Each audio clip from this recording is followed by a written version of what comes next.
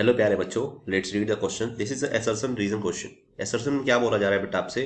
Assertion में बोला जा रहा है it is possible to transmit signals from one place on earth to practically any other place on earth. मतलब क्या ऐसा पॉसिबल है? ये पॉसिबल है कि प्रैक्टिकली अर्थ के एक प्लेस से दूसरे प्लेस पर सिग्नल को ट्रांसमिट करना। ठीक है, तो अभी देखेंगे इसको। रीजन बोला हुआ है बेटा कि एक जियो स्टेशनरी सैटेलाइट जो होती है वो ऑर्बिट करती है, यानी कि orbiting in earth, orbiting the earth is used for transmission. मतलब ट्रांसमिशन के पर्पज से क्या यूज किया जाता है? जियो स्टेशनरी सैटेलाइट को। तो सबसे पहले आप समझेंगे, है ना, कि जियो स्टेशनरी सैटेलाइट होती क्या है। ठीक है ना, जियो स्टेशनरी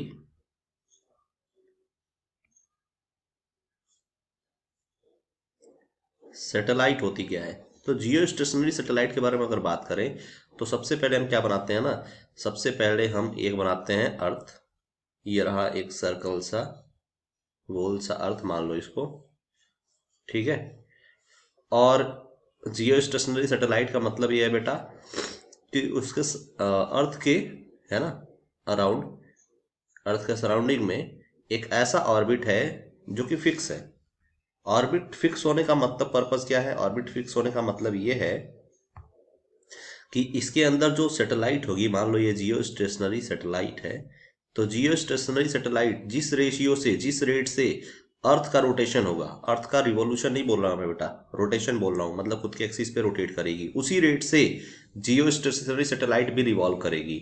तो अगर कोई पर्सन यहाँ पे खड़ा हुआ है, कोई पर्सन अगर यहाँ पे खड़ा है ना, तो उसको जियो स्टेशनरी सैटेलाइट हमेशा एक फिक्स पोजीशन पे दिखेगी। क्यों? क्योंकि ये पर्सन भी मूव कर रहा है ना, और जियो स्टेशनरी सैटेलाइट भी मूव कर रही है। और यहाँ पर बेटा देखो, ध्यान देखना कि जो टाइम पीरियड होता है जियो स्टेशनरी सैटेलाइट का, वो इक्वल होता है time period of revolution of earth. यानी कि कितना होता है? होता है आपका 24 आवर्स, है ना, 6 सेकेंड। हम 6 सेकेंड को निगलेक्ट कर दिए हैं यहाँ पर। तो इस केस से अगर देखा जाए, है ना, तो प्रैक्टिकली ये पॉसिबल है कि एक प्लेस से दूसरे प्लेस पर सिग्नल को ट्रांसमिट कराना।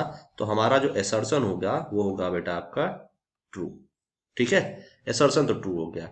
अच्छा बेटा, अब रीजन क्या बोल रहा है? तो रीजन बोला जा रहा है कि जियो स्टेशनरी सैटेलाइट जो होती है वो अर्थ के ऑर्बिट में रिवॉल्व करती है, अर्थ के ऑर्बिट में रिवॉल्व करती है, उसी को यूज किया जाता है ट्रांसमिशन के लिए। तो अब रीजन का एक्सप्लेनेशन क्या होगा कि ये सैटेलाइट, है ना, एक सैटेलाइट ऐसी, है ना, जो कि हमेशा ऑर्बिट ऑफ अर्थ में, अर्थ के सराउंडिंग ऑर्बिट में मोशन करे और हमेशा अर्थ के किसी भी एक लोकेशन के रेस्पेक्ट में फिक्स रहे, उसे जियो स्टेशनरी कहते हैं।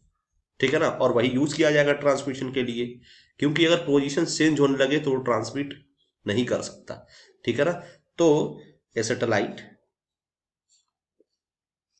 ए satellite which orbits,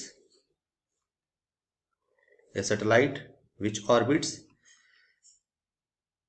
around the earth,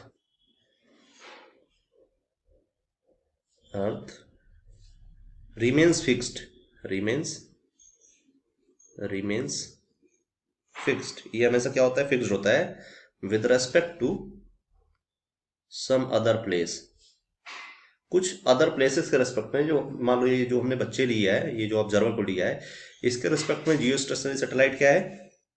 fix है with respect to an other place, is called as geostationary satellite. ठीक है ना, इसे कहते हैं जियो स्टेशनरी सैटेलाइट।